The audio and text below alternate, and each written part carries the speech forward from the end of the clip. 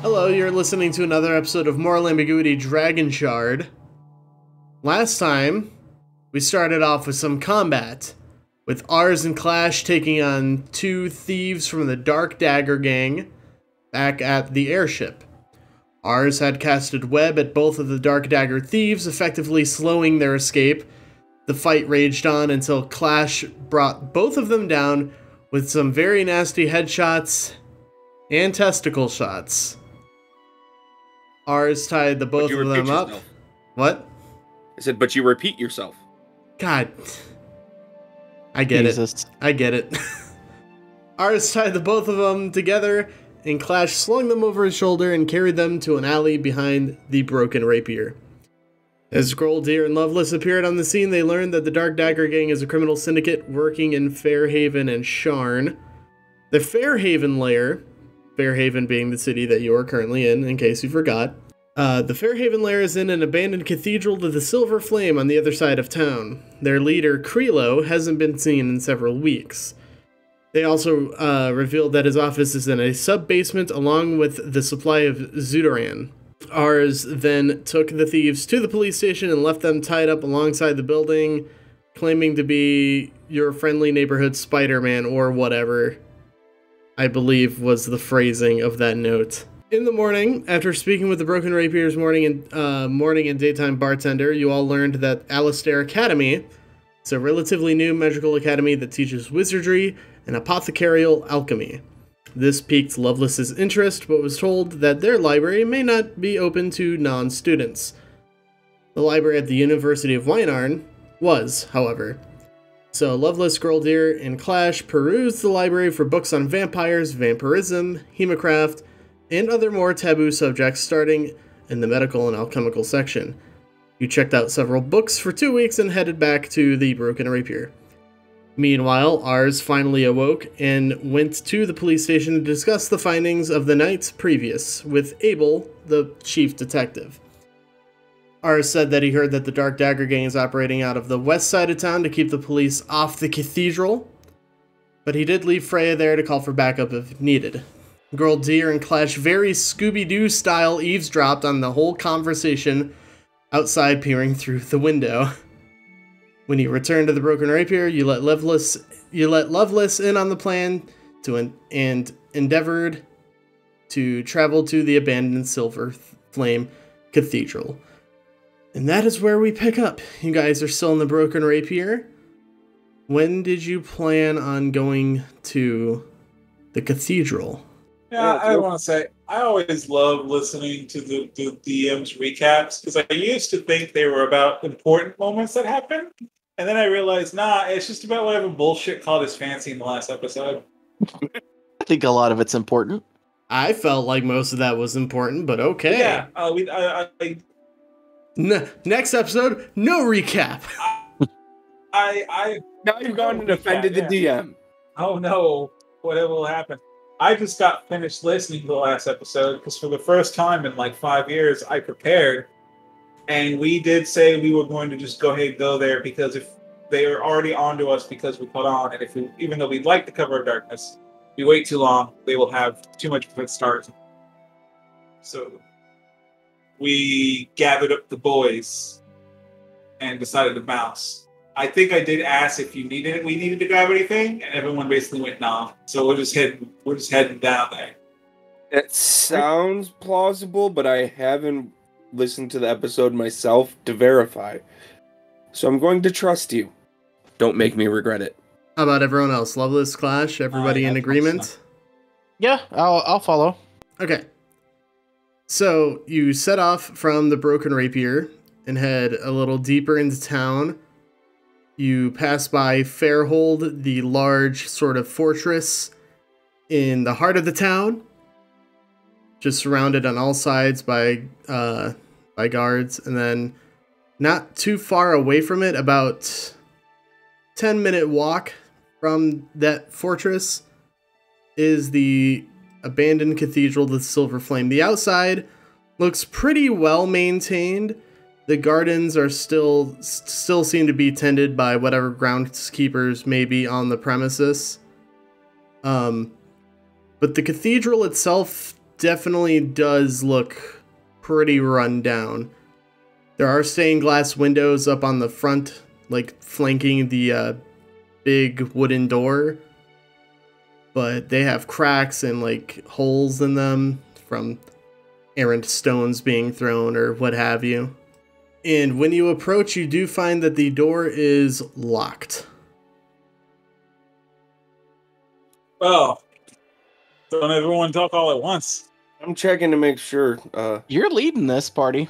Oh, I am? Fuck. Yeah, you're the one. This is your thing. I did my thing last week. Also, I like to point out, Ars said that, like, oh, fuck. Alright.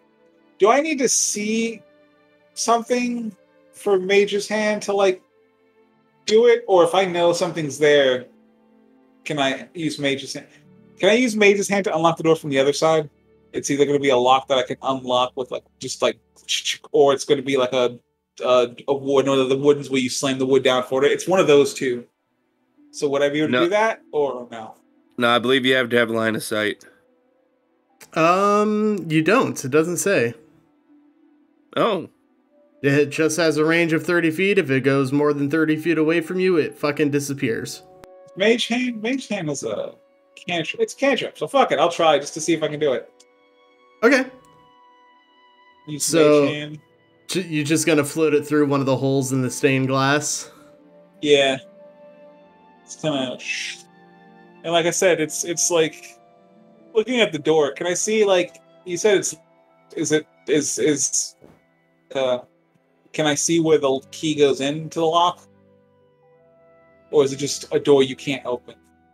It's more of like a sliding lock situation. Okay, then like, I just kind of gotta feel out about where the handle would be and then slam it down. And if you don't mind me asking, what does your mage hand look like? I'm assuming it's a bunch of wispy webs. It's a little floating spider. Okay. Are you sure? But, like, you sound so sure. But and I'm putting it in general. It's one from Spooky's House of Jump Scares, so it's like a cute little spider. Okay. Oh my god, I love it. I love Jesus. it. Yeah, all right. I love it. Like a cute, non-threatening spider. So this tiny little help out. So in this puff of gun smoke as you conjure this mage hand, you see this little sort of purple and cyan alternating spotted tiny little spider just sort of float up and through one of the holes in the stained glass, and then you just hear some knocking sounds on the other side of the door, just like... You got it. Little higher, a little lower. Grabs it. Yeah, there we go. Grabs it and you hear... And when you try the door, it's unlocked. Woo! And I gave my little spider a high five. And when I do, she disappears because it was too rough.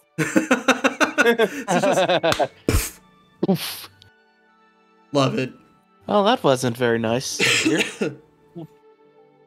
So I just want, for the record, when you first asked me that, my mind immediately went, oh, so I'm going to make like a spider leg that comes out of me. It's like a wispy spider leg. And then the second thought was, that sounds horrifying. A little bit, yeah. A little bit. Well, just a bit. Okay, so the inside of this cathedral is very dark. There are holes in the roof where sunlight does sort of stream in, but it's very scant. The pews down the flanks of the aisle are in disarray. Some are completely broken, overturned, missing. There's just errant, scattered pieces of paper that are probably religious scripture just sort of strewn about. It looks like a tornado blew through the place, more or less. At the far end, you see a lectern, and then behind that are two staircases that lead to a larger stage area with an altar that looks like a silver flame with a tapestry behind it depicting the religious symbol of the silver flame. Loveless just sort of looks around a little bit, tuts a little bit, just... You smell anything? Yeah, an overwhelming sense of better than now. I was, god damn it. Okay, I don't even know why I talked to you. Do any of you guys know how to, like, track? I can... Like a train? Well, dear man, you gotta choose you. Go, dear man, please, you gotta have something. Please, by the man, way, you gotta have something. it smells like incense and sandalwood. Ooh, Okay. Yeah, not a fan. that's the same as my shampoo. Ugh. I am going to look Side around note. a bit. Quick side note, having the fold so I can actually see these maps now on my phone while we're playing is amazing. So I'm not like, is this for ants? Hell yeah, dude. Love it. Dungeon Master, I Yes. have advantage on survival checks to track Fey, Fiends, or Undead. If I'm looking for anything like that, would I make a check at this point? No, you don't have any sort of reason to believe that anything like that would be in this immediate area. Okay, then I'm just gonna casually look around. Okay. You should find more of the same overturned pews, the religious texts. You do see a little like a hand turkey that like a kindergartner drew. But that's probably been in this place for several years. Gonna pick it up, crumple it up, throw it away. It's just like if you're saying you're not a vampire, why do you hate the church? I'm not a vampire and I hate church. So I'm going to cast guidance on myself, and I have my reasons. And then I'm going to investigate. Can you cast guidance on yourself? Yeah. Touch a willing creature. Oh yeah, baby. Oh, interesting. I've seen a lot of people. No, I'm not willing. I'm not willing to cast guidance on myself. Yeah. I'm not willing. You can't make me. Okay. Pretty good. Quit casting on yourself. Quit casting on yourself. Wow. Jesus. You know what? You guys are Off making the that rails joke, but there's something to be said about a character who goes to do stuff and then he can't because he's got, like, I don't know, a fucking, like, second personality or some kind of demon or something inside of him. That's actually not a bad character idea. Always remind me of that one Deadpool comic where he gets cursed that he always misses what he shoots at. So when he's getting attacked by someone, they have him like around that he has like around his stomach. He just shoots at his own head and it misses his own head and hits the guy in the face. Love that shit. Yeah, I'm gonna just start investigating the room just to see if I can find anything out of place, anything weird. Yeah, Trapdoors, hidden levers. I'm gonna do the same thing, just kind of do like a take 10, take 20, whatever you want to call it.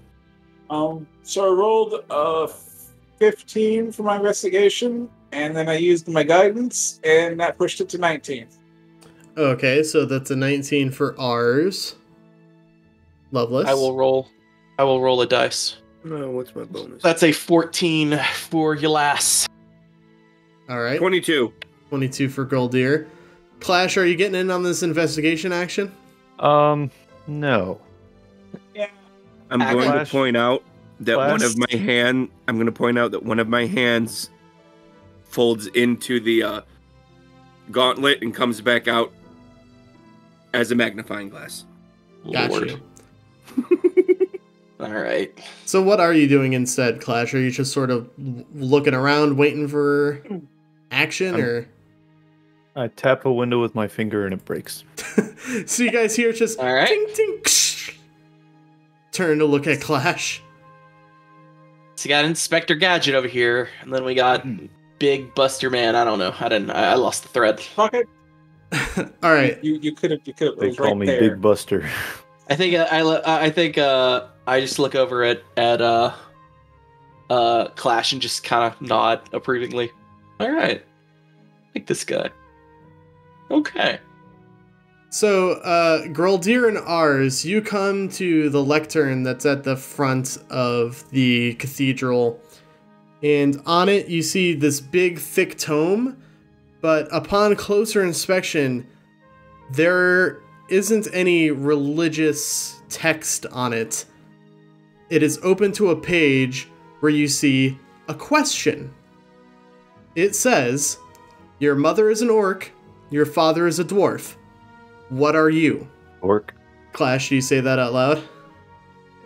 If he read it out loud. No, I didn't read it out loud. Okay. Though I am going to say under my breath, an abomination. Yeah, you know what? I'll pick it up and read it out loud. Can I pick it up? Yeah, you can pick it up. It's real hefty. This thing is like 900 plus pages. If you had to guess. So yeah, Ars, you read out, "Your mother is an orc, your father is a dwarf. What are you?" A dork. Loveless, as you say, a dork. Oh, did that actually work?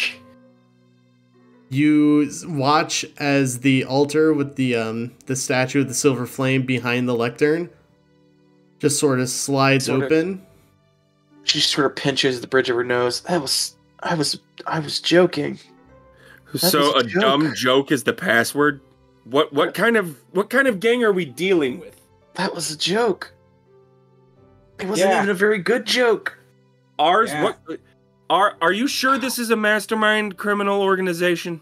Okay, so first I'm gonna walk towards the little opening, right? Okay. So I get it, and then I'm gonna say, "Okay, cool," and then I want to shocking grasp the book and burn it, because fuck it. Okay. No. Jesus. No. All right. So the book just catches flames. Burning holy text. I'm here for it. I wanted to do it immediately, but I was afraid then the door would close again. You know. Now the altar holding the statue remains open, and as you step up onto the stage, you see that there's a spiral staircase leading down. I should have said like, what's like red and orange and burnt all over, and then cast shocking grasp. The book. About as good of a joke. All right, I'm gonna see. Okay. Time to I rolled a 14. Do I take any psychic damage from that bad joke? No. Time to spider up. Put on my cloak, put the mask on over, activate my goggles at night. I have dark vision, so this gives me an extra 60 feet of dark vision. Okay. I also have dark vision? So do I. But now I got double dark vision. Yeah, I have 60 feet. Yeah, right, because you have the goggles, yeah. Yeah. Clash, do you have dark vision? Can you see in the dark, my friend? That is a good question. I don't think Warforged have dark vision. They're turning on the lights and hey, you remember that thing you did before where you had the lights inside your head? Does that help with like... I do not have dark vision. All right. Okay. Well, remember, he only had the lights in his head because you cast Fairy Fire on him. Or no, that was a Wild Magic Surge. With Fairy Fire. So, do I see anything about 120 feet of vision? No. Looks like just a pretty standard spiral staircase. A little dusty, has some cobwebs, but it does dusty eventually, at about, if you had to guess, about 50 feet, it does terminate in a landing point. I got a real bad feeling about this. At least we're on the same page there. So I don't exactly feel great about it. I can only let's see. Also,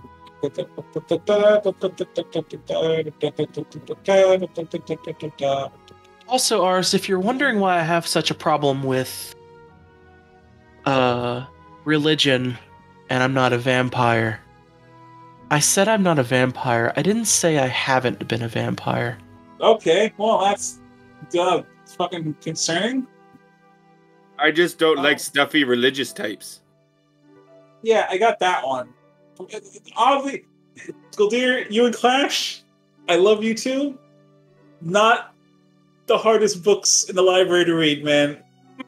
Like, I think I got that, you know? We're not in the library. Yeah, I just... you know what? Yes! Just... Here's a sippy straw. Sip on your Forge Loco. Don't worry, buddy.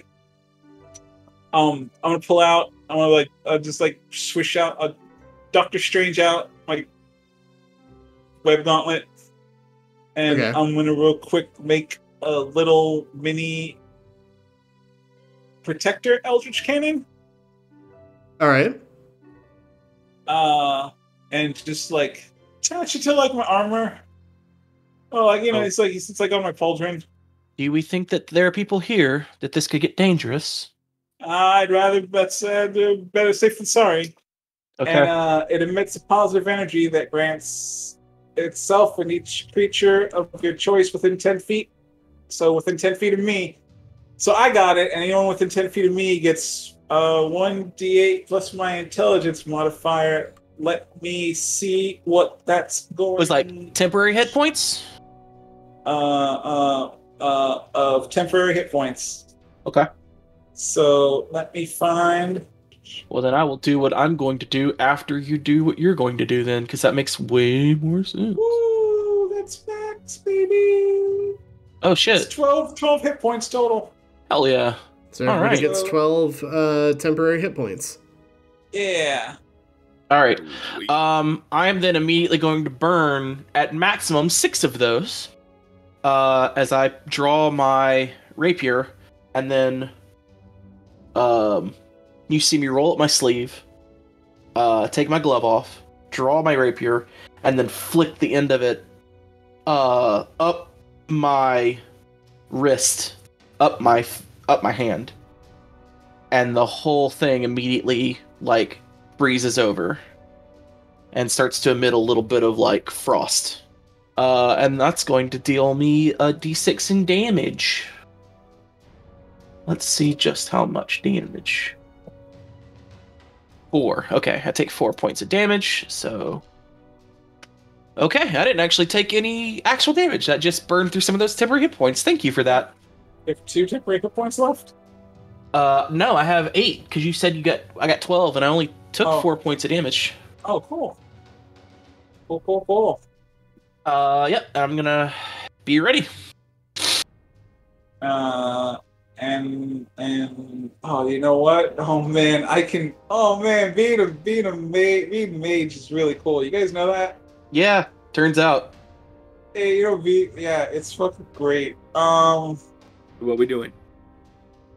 Yeah, we're following you. You know what? Now I'll just following you, dear. I'm just trying to figure out what's. Damn it! It's first level. See, this Lad, is why are you afraid to go down into the dark? This is why I should just have 1,000 tabs open, so then I don't have to constantly be switching between cantrip first and second levels. I'm gonna cast Longstrider on myself. Okay, what does that do? Increases my speed by 10 until the spell ends for an hour. Nice. Okay. Is it concentration? Nope. Damn, it's a good spell. Yeah. Temperature first level, baby, and I'm gonna go down into the thing. And all right. Go through. Let's sneak in. Stealthily go down. Okay. Clash go last because you cannot stealth. And Goldeal go third. So, okay. I was going to say what's it should the probably marching be order? You. Yeah. Me, Loveless, Goldeal, and then Clash. Goldeal, you got to at least try. Clash, just don't. Just don't. Just don't. You realize he probably has a better sneak than I do, right? I don't care what his stat says. I care what his heart says. That's fair. Just because you have the ability to sneak does not mean that you will sneak. There you go. All right, 13. 13 for, was that a stealth roll? Yeah. Okay. I'm in full plate. It's disadvantage. I am going to attempt to walk on the on the wall. Do you have spider climb? As a Dhampir, I just have spider climb on always. Nice, nice. And after you hit level 3, you can just walk while keeping your hands free. We'll see if it actually does anything for me. That's not disconcerting or anything. Nope, that's a 7. Unless you want to give me advantage because I'm walking on the wall and the ceiling. No, they'll just keep that roll. Damn. Okay. So yeah, you just see you're just kind of do and just like tick tick tick tick up the wall. All right. Then ours. What's your stealth roll? 18. 18 and Clash. Or is Clash even bothering to stealth? Yeah, I'll stealth. Does Clash know what stealth means? 21. What was that? 21? Yep. Damn, How did right. I roll a 7 and you rolled a Man, 21? Sweet. You know what? Flash, I'm going to re-examine my personal biases. That's on me. That's on me.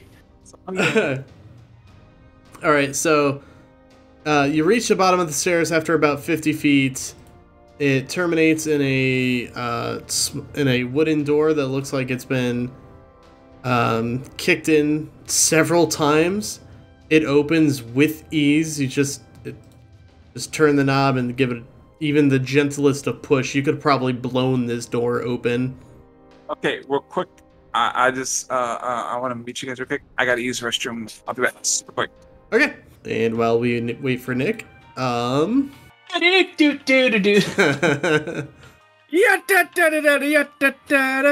shout out It's to the only song I had in my head on the. shout out to thegamer.com for an article that's called Riddles and Dungeons and Dragons a DM can use to challenge an experienced party. Let me guess, they're all 5th grader below. Thank you for the one that about your mom being an orc and your dad being a dwarf, and that's making you a dork. That's a real bad one. Oh my god, yeah. I hope that one hurt. I hope it hurt to pick that one. Yeah, it hurt me. I thought it was funny. Oh, and I'm not saying it isn't giggle worthy, but it's bad. Also, if you couldn't tell, the little comments are kind of why he has a negative charisma. Yeah. Makes All sense. right, I'm back. Give me a second. I don't have my headphones on. Okay. Headphones. There we go. So at the end of the hallway beyond this door, there are 2 different ways that you can go. There's a door to your left and then a door in front of you. Oh, God, please don't tell me we're in the second map. You are.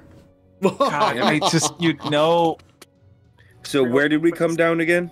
These are the stairs that you came down from. Oh, okay, Gotcha. the ones that one Okay. bar. Okay, yeah.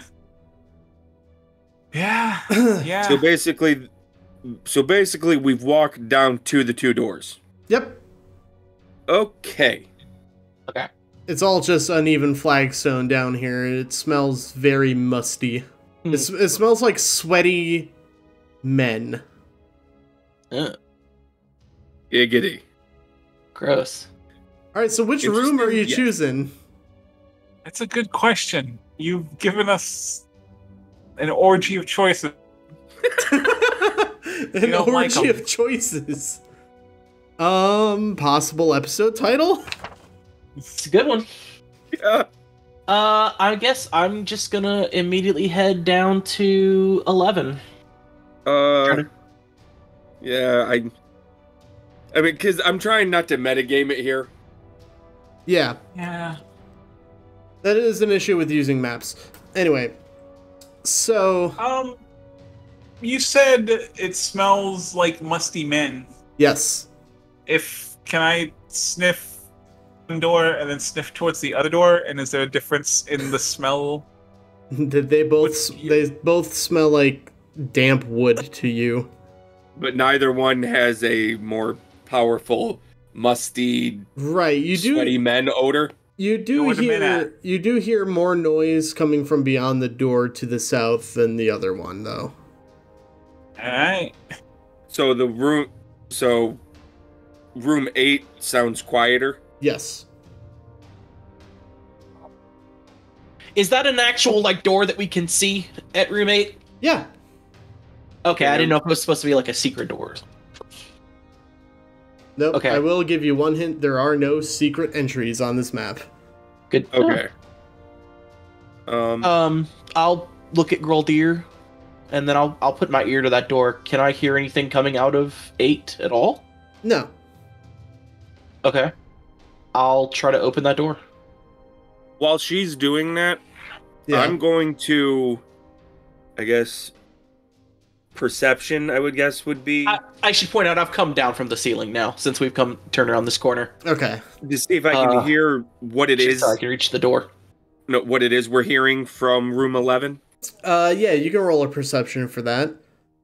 Lovelace, the door to room number 8 is unlocked. You're able to just go ahead and open it. And inside, you just see a mostly empty room with some, disheveled beds. Okay. And some, draconic faces that look like they've been carved into one of the walls. That's weird. Roll the nat 20. Nice.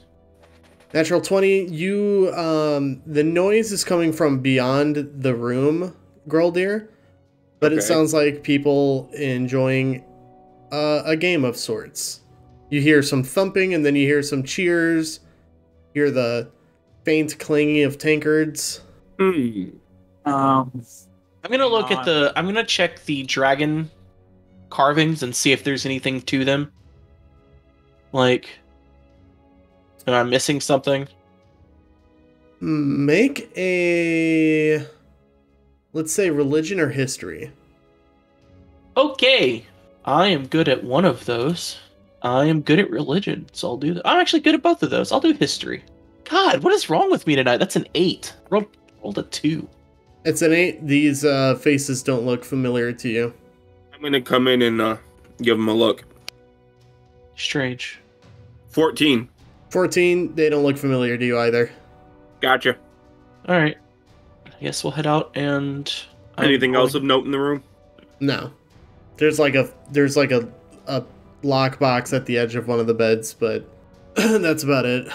And so we're hearing someone play a game, or people playing games in their other room?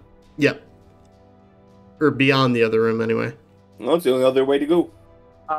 I tell you guys to step back a bit.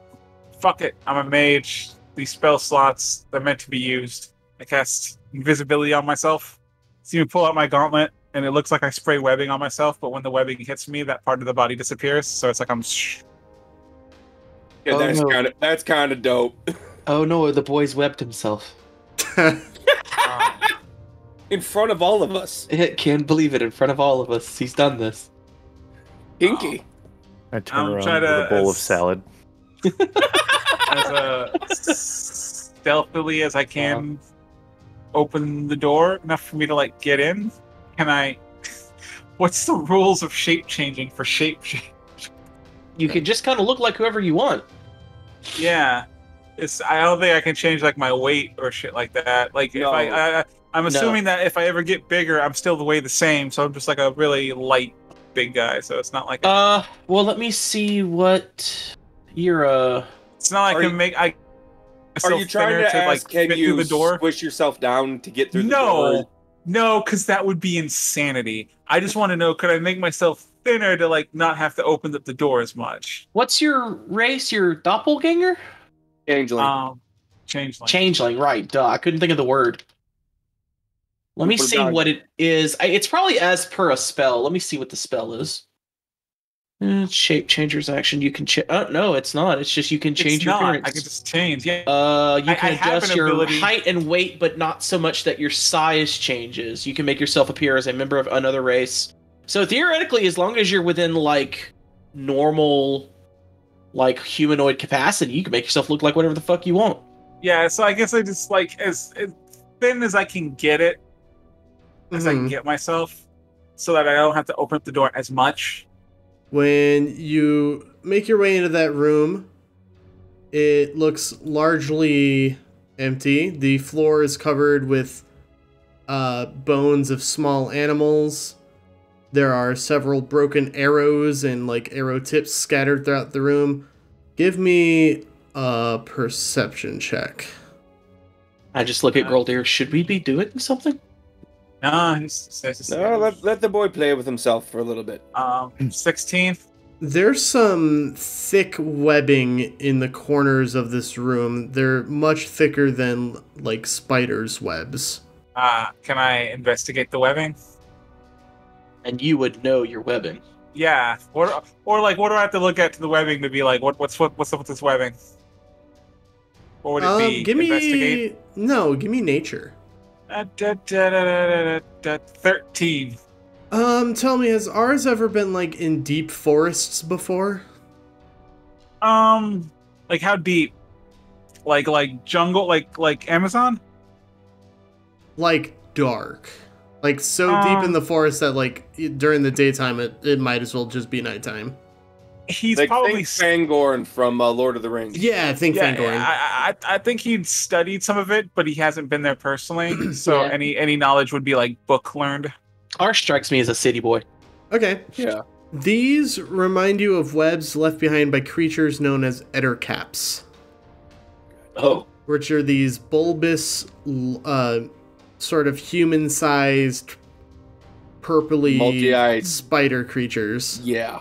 They have four limbs like humans, but they spit webs and have fangs and eyes similar to spiders. I don't assume we can't see any of that because we're still outside the room. Do I see any of it? Do I see them? No, you don't see any ettercaps in this room now. Okay. Do I see the guys making noise? No. Like I said, it's beyond this room. It's beyond this room. I take climbing and have it move towards the door and like snake out the door and then kind of like wiggles up to Loveless and then like pokes her a few things and then makes a little finger that says come on and then makes a little like shh like the fingers. This is your robot? No, it's my rope of climbing. Oh. His rope is basically a sentient rope at this point. Jesus. Yeah. Well, Artificer can make the rope kind of go or do whatever you want. Okay. It's great. Mechanically, he can't, but like for this really cool shit, let it go. Oh, no. You can. It's like you can command the other end to move towards the destination to wherever you choose. So I just have them. It's like Etch-a-Sketch, where like the destination is like a little bit up, a little bit over to make the hands. Yeah. You know. Fair enough. I've had a lot of time to play with this. Ours has. Right. Like ours has done this a lot. All right. I guess I'm gonna sneak in the room. Yeah, and then while I do that, I'm gonna slowly make my way in there more.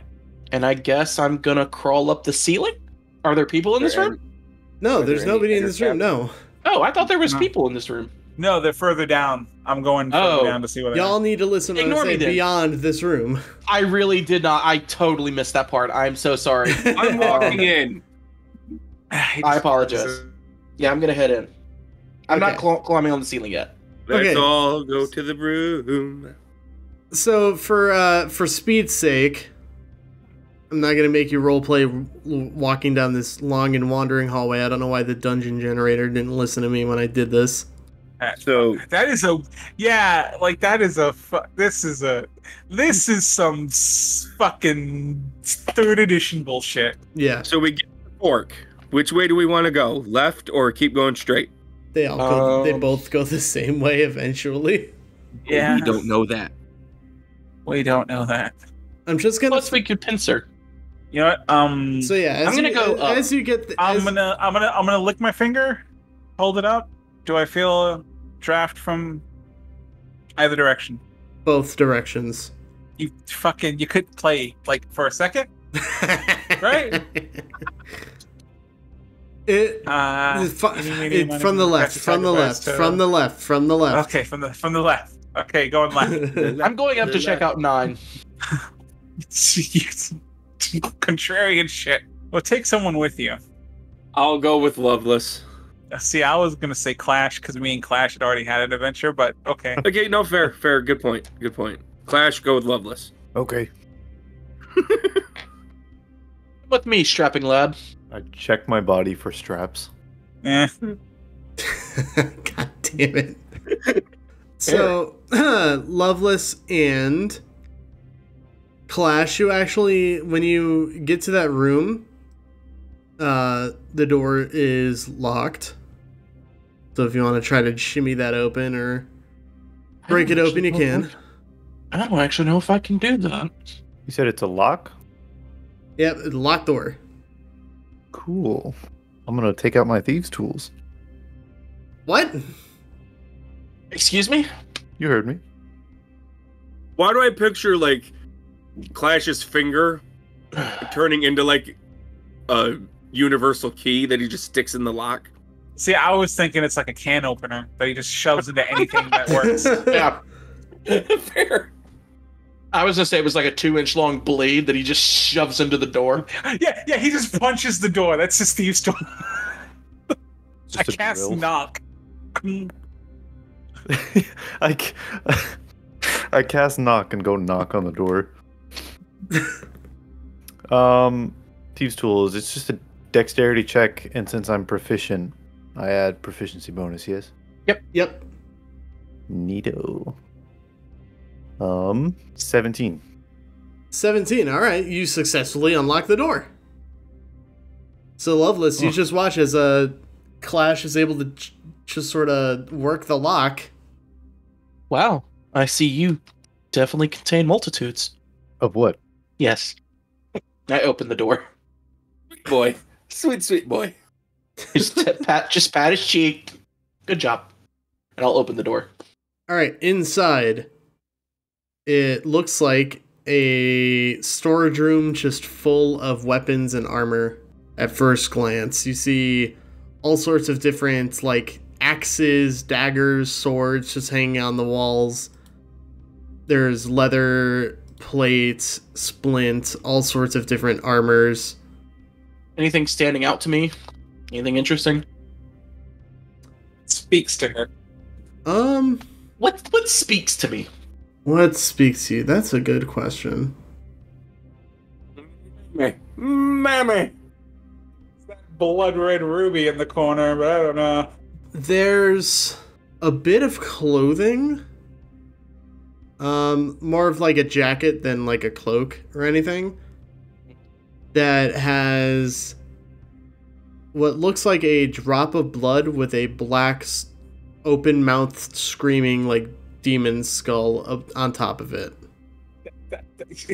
You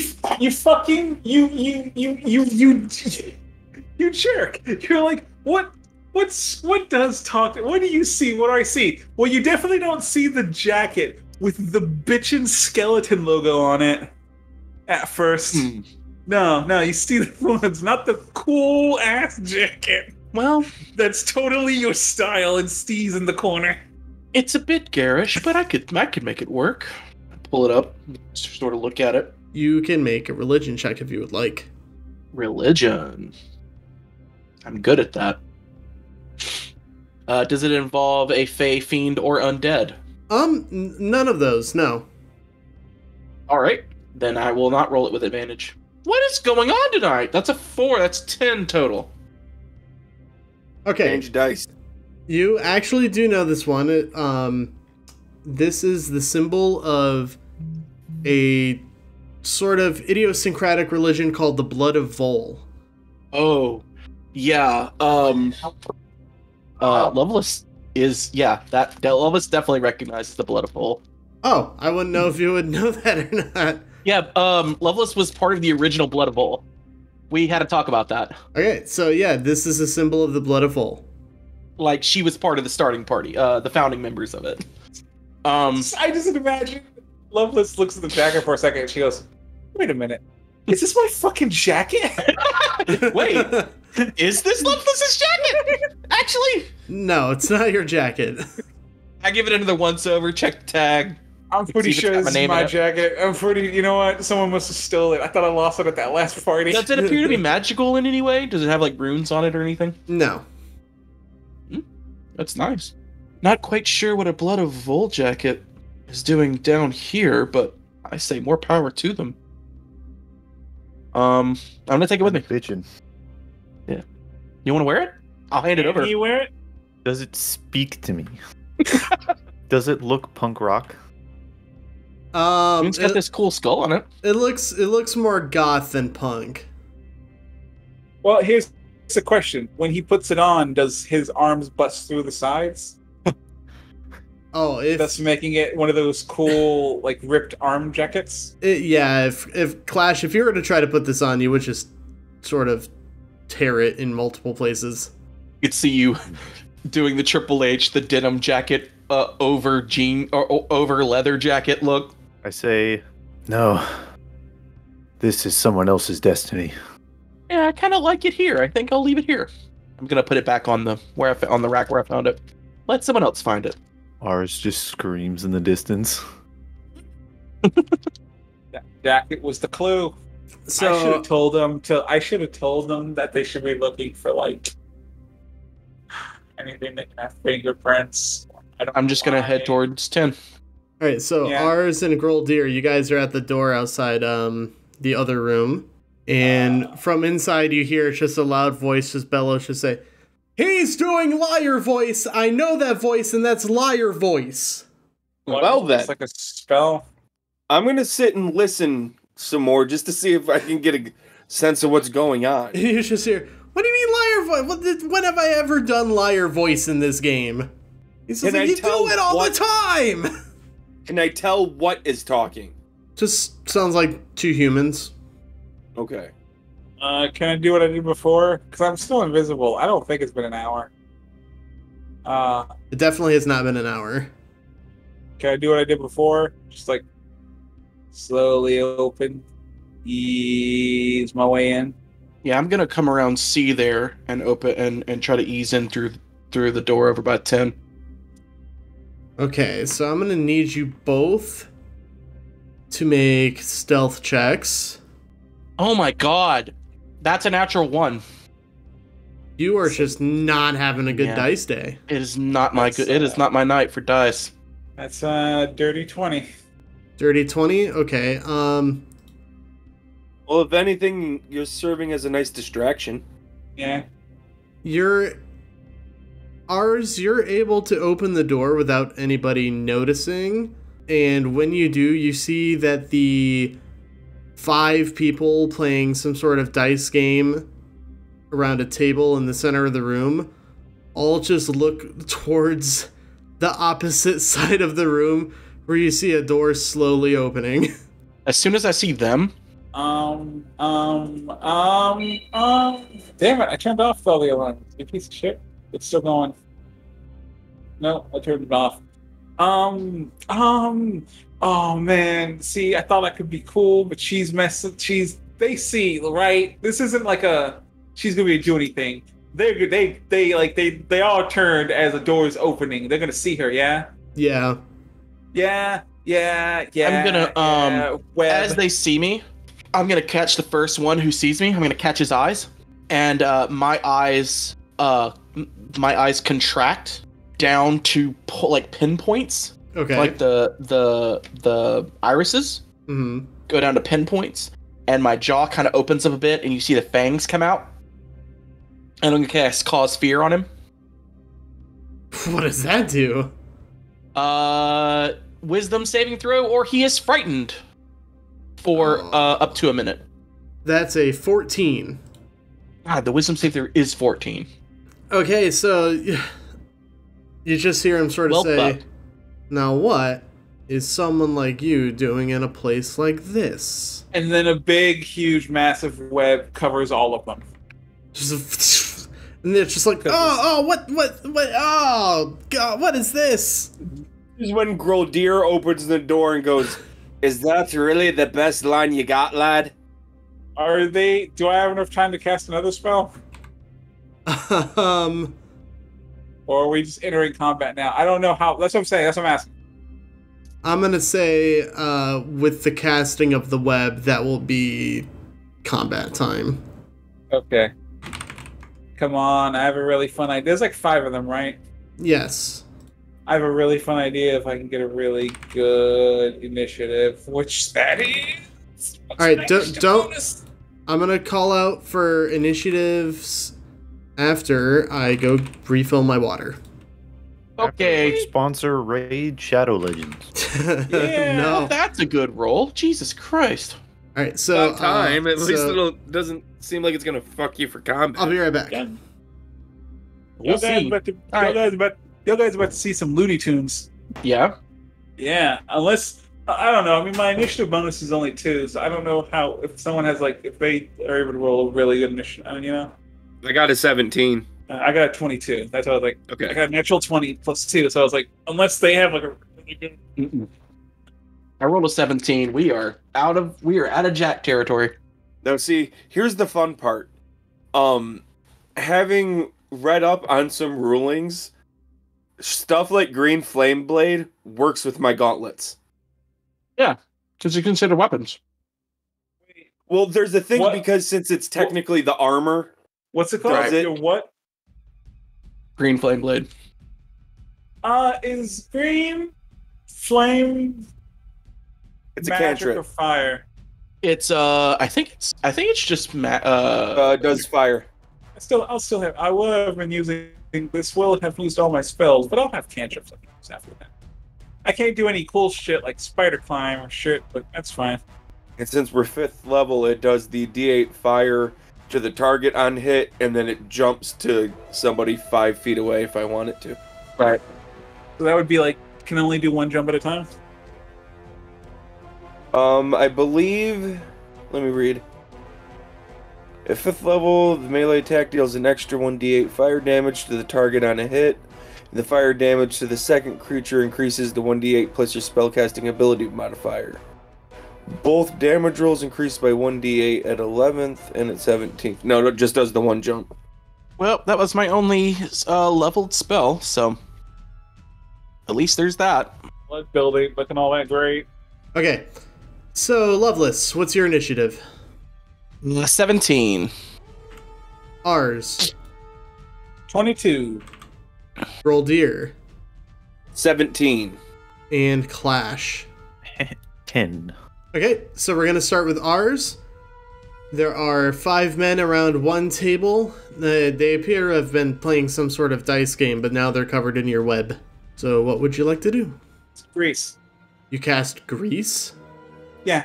Oh. All right. What is Grease?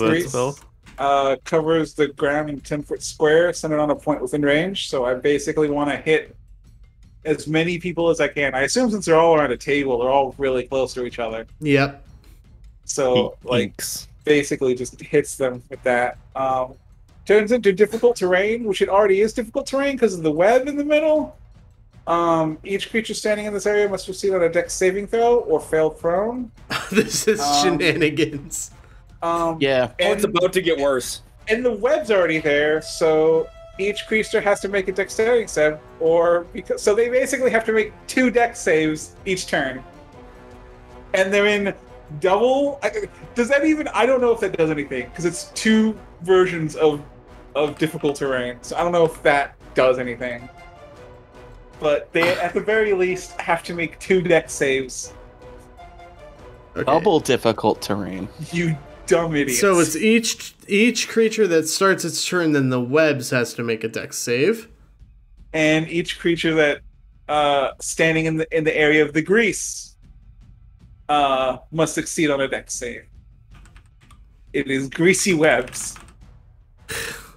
The webs went from looking like webs to now like they have the sheen of spaghetti.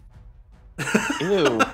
it's not a good time. Now for just them. So light it on fire. So the fun thing about grease is that when the grease appears, each creature immediately has to do a saving throw. So here I go. 5 dexterity saves. 17. Yeah. Wouldn't they have disadvantage because of the webbing though? No, the webbing is just a separate dex save they have to make on their turn.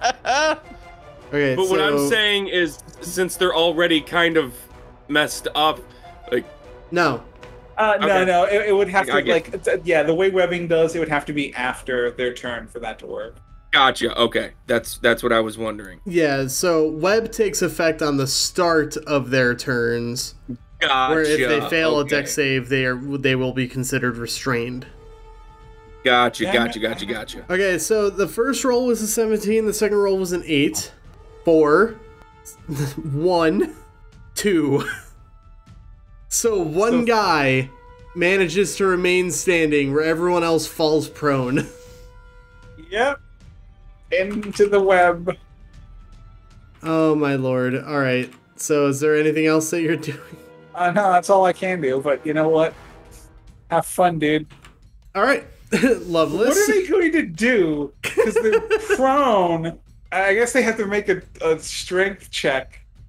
But then, even if they make a strength check, when the grease appears, a creature that enters the area or ends its turn there must also... So, even if they get up, then they have to make a dex save and not just immediately slip, right? Yeah. Yep, This is much. getting really slapsticky. I'm gonna walk over to the one that didn't fall. He's just like, he's like trying to keep his footing.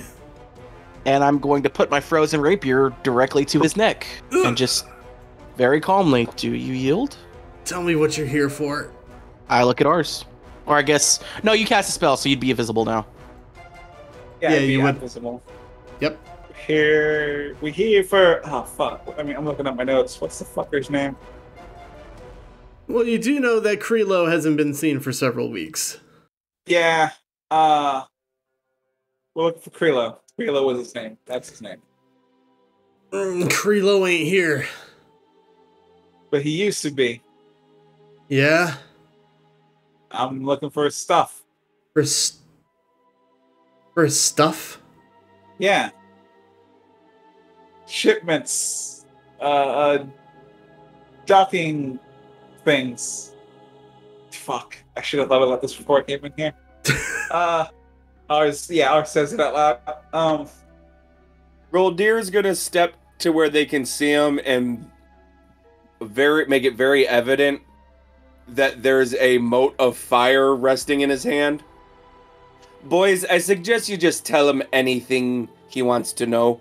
Just start running your mouth, since they know they're covered in grease and everything. Yeah. Make an intimidation check. Now, see, this is where I think charisma shouldn't play, because, like, why should I get a negative on this? I'll give you advantage, since you have the fire in your hand. And they're covered in grease. Well, it's not the grease that would go on fire, it's the web. Yeah, the grease isn't flammable. Yeah, it's weird. It used to be. It's not anymore.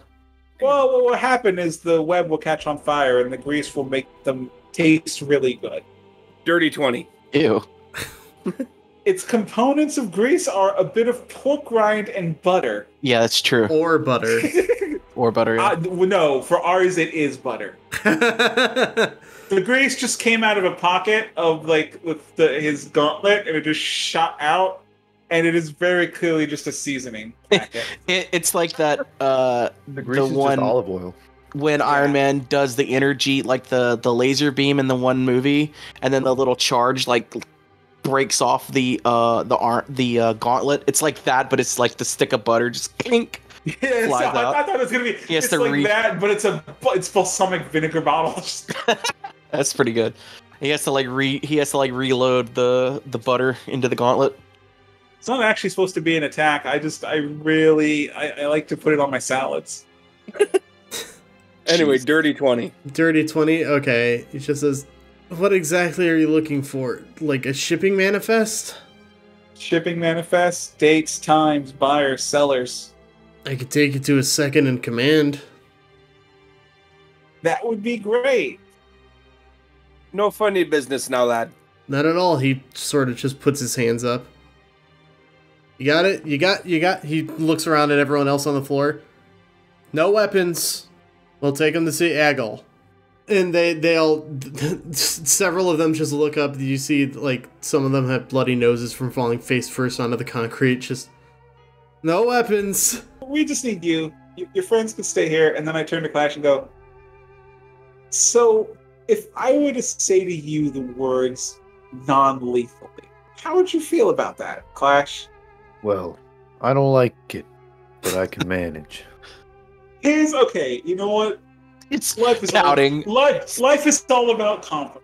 Fucking crossing his arms. I don't like it. I said non-lethally. I didn't say non-ball harmed. He looks at you. You really mean that? Buddy, Merry Christmas. We're just gonna take the one that we're talking with, and Lois, if you want to take him out of the room, because he's not gonna want to see this. It's not. Say that again. If you want to take the one we're taking with out of the room, because he's not gonna want to see what's about to happen. No, I think he needs to see this part. Okay. What are you going to do? It's a learning opportunity. A teaching moment. Oh yeah. Real quick, I tie his hands together with my rope. With my special rope. Okay. So, you know? Matt sounds fucking terrified right now. I'm actually like, what are you doing? Well, like I said, non-lethally. They need knock them. So what I'm assuming Clash is going to do is non-lethally destroy their nutsacks and knock them out, so that we don't have to deal with them. Because taking a group of 5 guys with us is just going to end up with having to fight 5 guys when we get to the end. You know they're going to just attack us back. They're just going to fight back. Yeah. So they don't even have the burgers and fries. Yeah. Damn. So non-lethally knock them out. That's the worst part about taking on 5 guys. What do you want? Do you want the Zootaran? What do you want?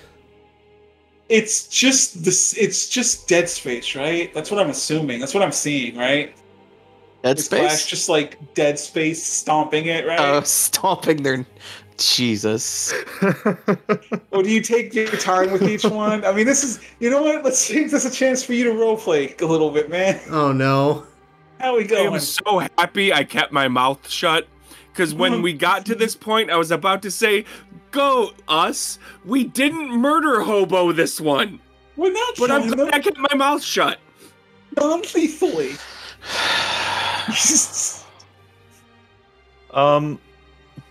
I would say... You have so have you ever seen the video where the guy... Oh, no. Oh, I don't like where this is going. This is going so where the guy says, so no head, and he throws his phone, then he jumps and stomps on his skateboard. Oh, yeah, I've seen that. It's really funny.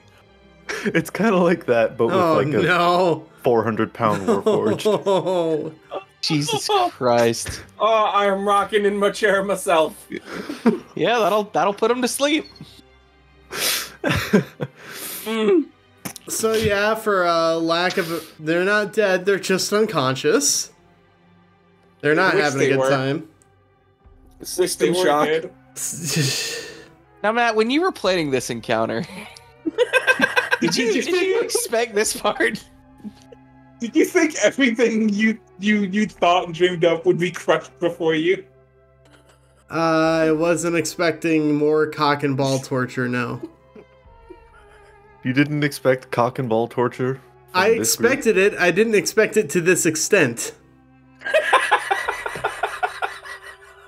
Oof. Well, now you know.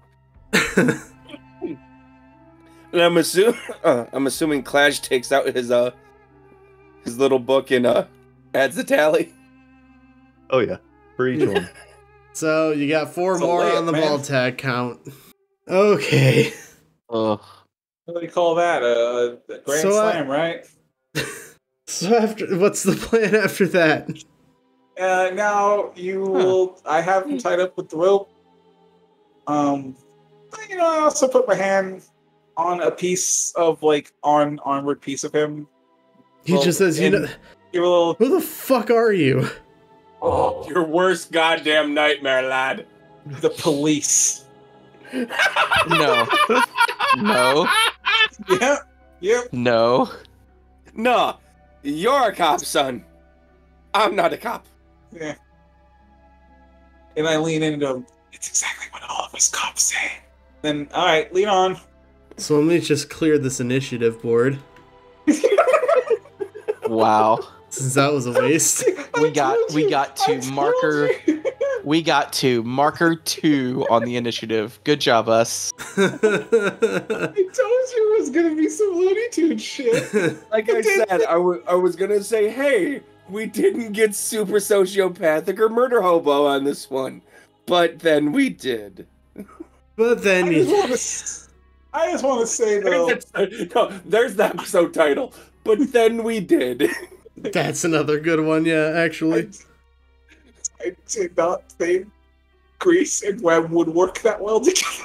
And I don't know whether to be more impressed that actually went off without a hitch, or that, it was spur of the moment and we didn't fuck it up. Yes. I'm so smart. SMRT. So, he leads you... Doing good and rough.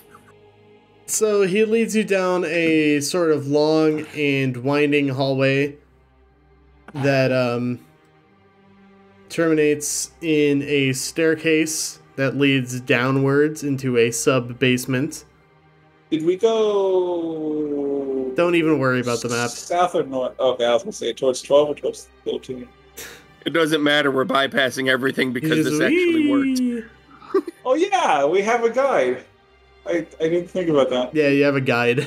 So it'd be the stairs down where that E is on the right side there. So it takes a while. It's like a good 10-minute walk through these corridors, but this final staircase is a little more shallow. It's about 20 feet down, and then it's just a short hallway with a locked wooden door at the end. It's just your guide, he just kind of looks at you and just says, I would knock, but my hands are tied. I'll just reach over and very delicately just knock on the door. Just. I'm glad you did that because I was going to grab his head and. I was literally about to be like, I was gonna just hand the prisoner to Clash and say, "Hey, knock." God. So, Loveless, you knock on the door and you hear a voice from inside just go. You hear a deep sigh, just like. Yes, what is it? And then your guide just sort of says, we need to talk about something. He just kind of looks at all of you and just says, we have some people that want to talk. And you hear the sliding of a chair just sort of slide back, and then these sort of light footsteps approaching the door. The sounds of locks Clash unlatching. Say, hey, Clash, when he opens the door, throw this guy at him. Can you do that real quick? I give you a very solemn nod. Okay, yeah. I'm just I didn't do my rope. I want my rope. So that Clash can just kind of heave-ho it. I'm gonna stand right behind him with the rapier ready. All right. Girl Deer is just watching this with a all wicked big grin on his face, yes! It's terrifying, isn't it, DM? When not only are we being dumb and stupid, but we're also being really smart about being dumb and stupid. And when we're not fighting about it. Yeah. We're in concert on this. That's the scary part. I think when we get along, it's terrifying. I think the scarier part was that I was going to give you a diplomatic solution to all of this, but y'all just went in guns a-blazing. Anyway. Does that really surprise you out of us? What part of we the cops? Okay, so... Oh my god! The door opens, You keep that goddamn joke in. You hear I'm me? keeping it in. Okay, I don't want. God. So the door opens, revealing a very pale, gaunt, elven figure. I swing. With a fist or with the motherfucker? With a fist for the balls. Okay. Just Can you fucking modify Jesse, that? just fucking Jesse Pinkman. He can't keep getting away with it. He can't keep getting away with it. Can you add a, I can can't you for add now. a, It's a 25. Can you add a slight non-lethal modifier to that?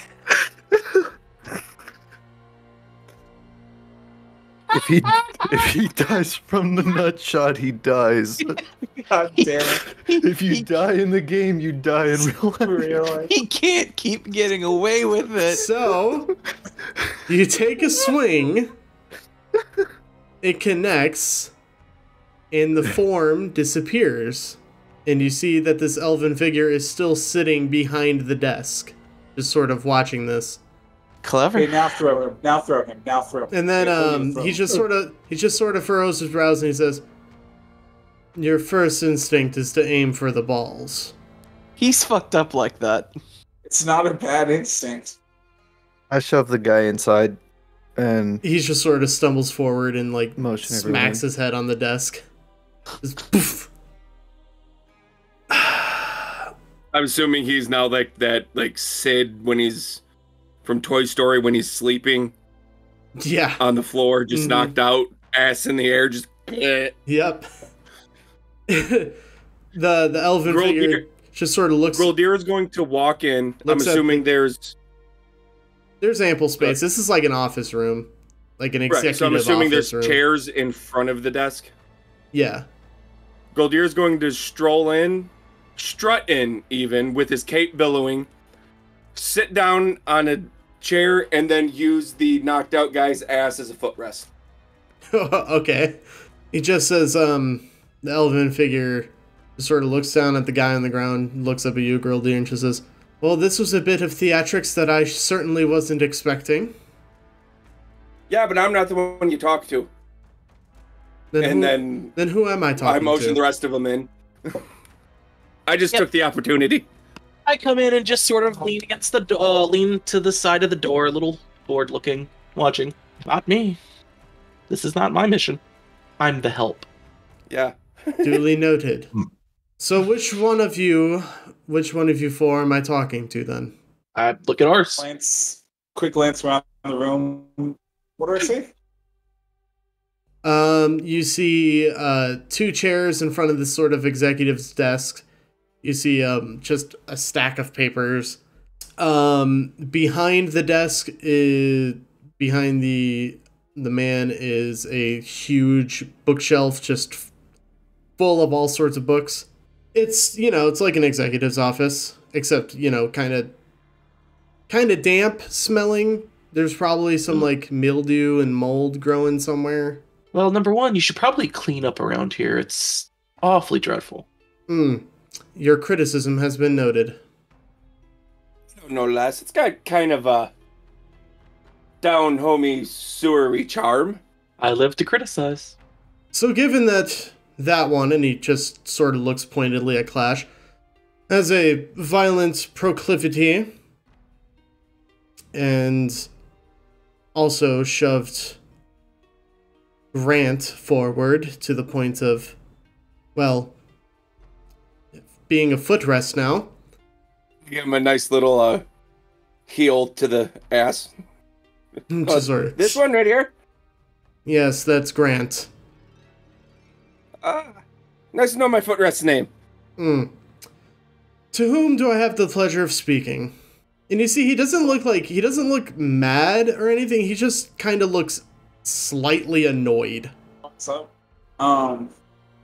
does a quick mage hand to make the little spider pick up some of the papers and kind of just like plop them towards him. And as I start rifling through them, I was like, so, and like, I'm talking like as I'm looking through them. So, Kreelo, Where's he at? He's on assignment. And as I'm flipping through the pages, do I see what's? No, you don't see anything pertaining to Kreelo through the different pages. The pages are just, they look like sort of like job offers, a lot of them do, in like contracts, but none of them bear Kreelo's name on them, no. Is he on assignment in hell? No. Do you actually even know where he is? I do, but that is on a need-to-know basis. I am going to roll an insight. 17. He doesn't appear to be lying about that, no. Or at least you don't, or rather, you don't get the sense that he's lying. Alright, I'm just gonna kind of narrow my eyes at him and do that little beard run through, like, And the reason I say you don't get the sense that he's lying is because I want to start treating insight less like just an automatic lie detector test. Right, no, I get you. Is there a particular reason you can tell me why there is Blood of Vol paraphernalia under a Silver Flame church? I will ask again, to whom do I have the pleasure of speaking? I don't really think you're in the position to be asking questions yourself here, lad. I don't think you're in the position to be asking me questions either. To him, just like as I'm like flipping through the pages. I kind of like walk over to Lois, and I was like, "Can you do that?" I'm whispering it to her. You can probably hear it a bit if he's, but I'm, it's talking lower. Can you do the thingy with the you did before? Sorry, dear. I'm tapped out for the day. Okay. I will walk over to the desk and put my hands on the desk. My name is Loveless. Pleasure, Loveless. My name is Aggle. Just for my nice to own meet you. notes, what's he wearing? Is he wearing any kind of metal armor? Nothing metal, no. It all seems to be like leather and then just sort of dark clothing. Okay, that takes away that avenue. Dark boots, dark trousers, dark tunic underneath a dark vest. He's very goth. So can you explain why you have a Blood of Vol jacket underneath a Silver Flame church? Some of our members partake in that particular religion. Interesting. We're not judgmental. Or? We're not judgmental of our members' religious beliefs. I would hope that you wouldn't be.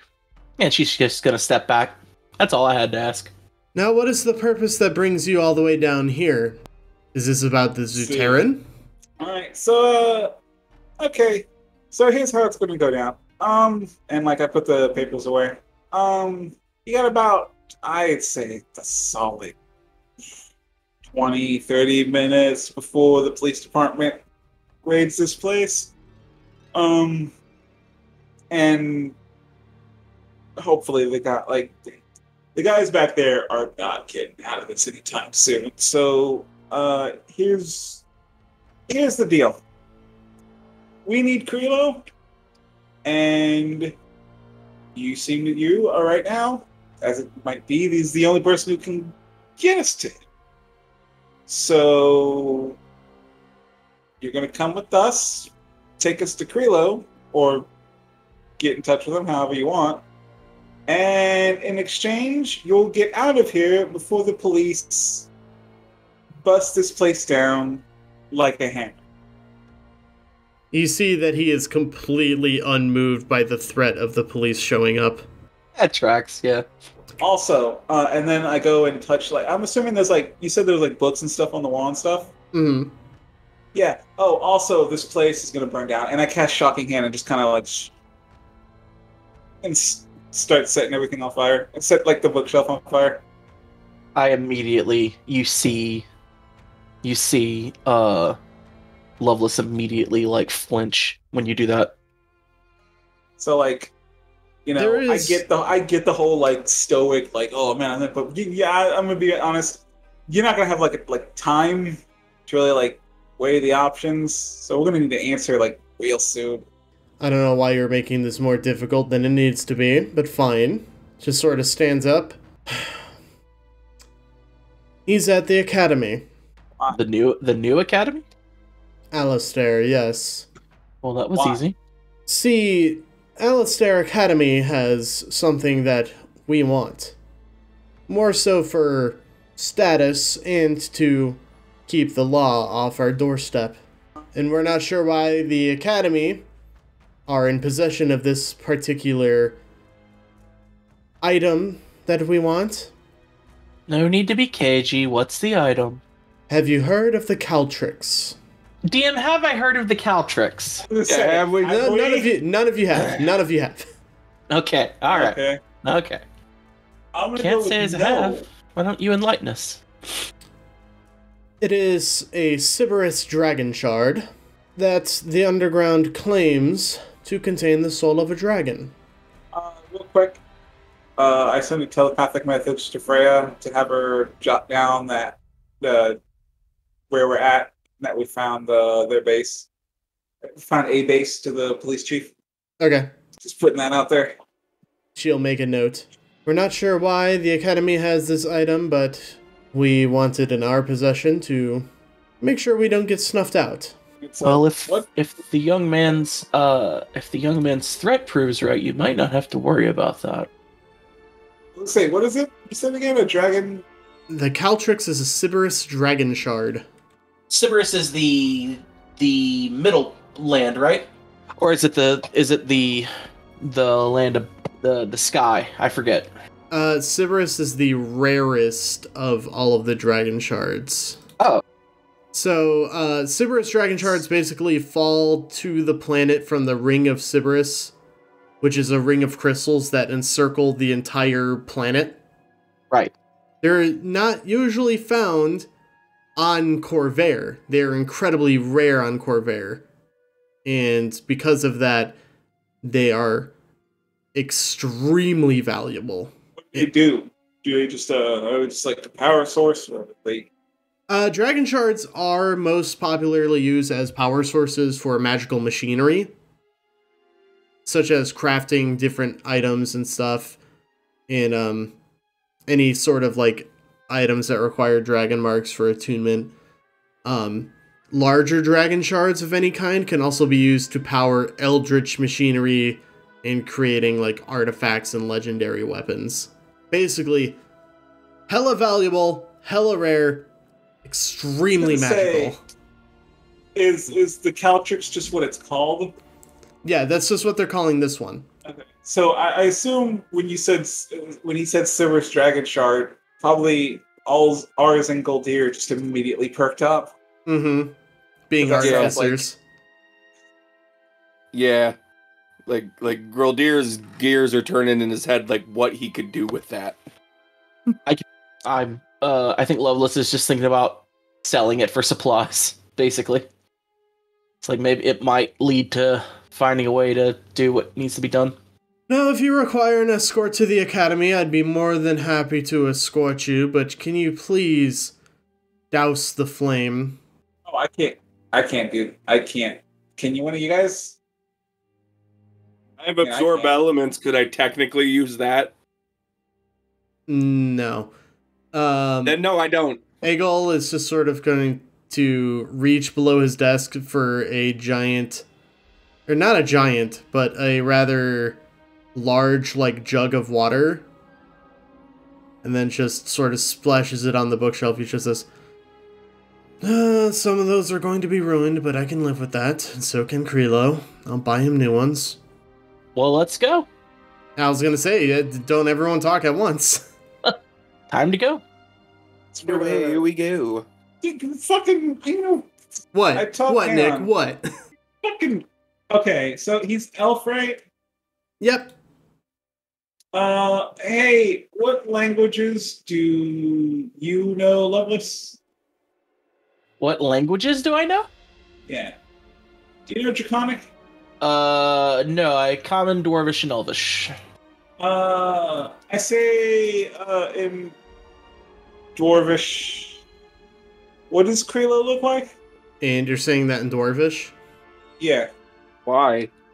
He says, I've never seen his true form. Let's see if I can talk to Loveless without him seeing it. But the only things we have in common are like common and Dwarvish. He obviously knows Elvish. And he just responded to you in Dwarvish, actually. He says, I've never seen Kreelo's true form. Yeah, so I'm like, I doubt anyone here knows Undercommon or Draconic if it wasn't Loveless. So yeah, I guess, yeah, lead the way.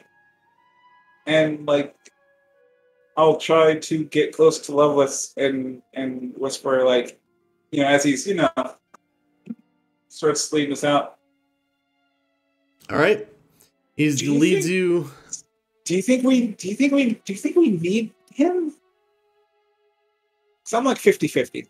What would we do with him? What would we do with him otherwise? I mean, like Flash go ball crazy. Police are going to be here like any minute. That was not a bluff. They are going to be here any minute. I'm mostly just like, do we need him? He doesn't know what Kreelo looks like. Well, he didn't say that. He didn't say that. He just says he doesn't know his true form. What his true form? He probably knows. He probably knows how to contact him at least. It's probably the best that we keep him alive. Yeah. I mean, okay, let me rephrase that. We're not killing anybody. You guys know that, right? Like, as I do say to them, like, you guys know that, right? Like, no. I give him sort of a half smile. You see a fang pop out a little bit. No coy. This is a solid, like, yes, no, yay, nay. No sure, killing. darling. I will try very hard not to kill anyone. It can't be that difficult. For God's sakes, Clash was able to do it. Lad, I'm going to point out of all of us so far, you're the only one that's killed somebody. That was an accident. You can't prove that. He had it coming. I was going to make another cop joke, but I think I've reached my limit. Okay. So, Aegal is going to lead you out of the basements below the Silver Flame Cathedral. Yeah. And we'll pick up next time at the front of Alistair Academy. I bite him! I bite into him! And that's gonna do it for this episode. Not even respond to that. Nope. Alright. So, thank you guys so very much for listening to this episode. If you want to get in touch with us, we're on Twitter at AmbiguousPod. You can like our Facebook page at facebook.com/AmbiguousPod. If you like the show and have other friends that are interested in D&D actual play shows like this one, or Critical Role, or Greetings Adventurers, or The Adventure Zone, or literally any other D&D show, I would send them our Beacons link. It's beacons.ai/moral ambiguity. And also, you can leave us a 5-star rating or review on Apple Podcasts or Spotify. If you leave a review, we'll read it, even the bad ones. We will. And hey, I think it's important that it needs to be said. Don't kill people. Yeah, maybe don't do that. Maybe don't do that thing. Don't kill anyone. Let them not die. And also, maybe don't stomp on people's balls. Yeah, maybe don't crush testicles constantly. Unless they want it and it's in a consensual unless you have consent, manner. Yes. Yeah. And don't listen to these nerds. Hit that guy in the balls. And we've all had a good time. We've all had a good laugh. But seriously, fuck the police. Fuck the police. Fuck the police. Hey, Cab. All right. The police. It's true. 1312. 1312. Yeah. ACAB. Yeah. All right. So, we'll see you next time. Thanks for listening. Bye. Bye. Later. Oh, also, subscribe to the YouTube channel. Now that I'm actually keeping constant with new episodes posting. Just search Moral Ambiguity Podcast and you'll find it. Bye.